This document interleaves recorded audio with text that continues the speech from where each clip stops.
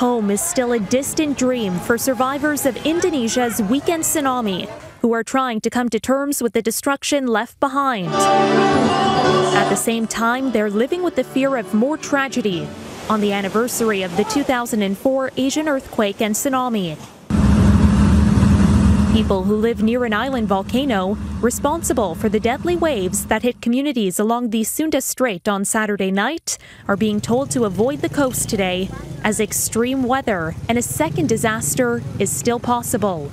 Indonesia's meteorology agency is warning people to stay up to 1 kilometer away from the coastline. And they say that they're watching the volcano very closely, which, when it erupted the first time, created underwater landslides, which in turn caused those deadly tsunami waves. That's what they fear will happen again.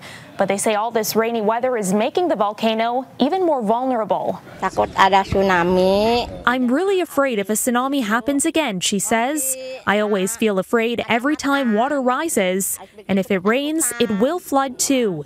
The rain warning is also slowing efforts to collect hundreds of bodies. More than 400 people have been killed. Construction workers trying to put together a bridge to get access to some of the otherwise inaccessible areas that have been cut off. And here you can see an excavator and a working crew trying to put together pieces of concrete that will help provide access to some of those areas. Everyone is devastated, he says. People are looking for family members, trying to collect lost belongings and seeing what's left of their homes.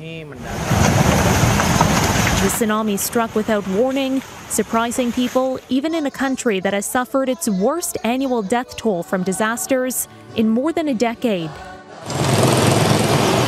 It's still a sharp contrast to the earthquake that rocked parts of Sumatra Island the morning after Christmas exactly 14 years ago, creating massive waves that killed more than 220,000 people in 14 countries.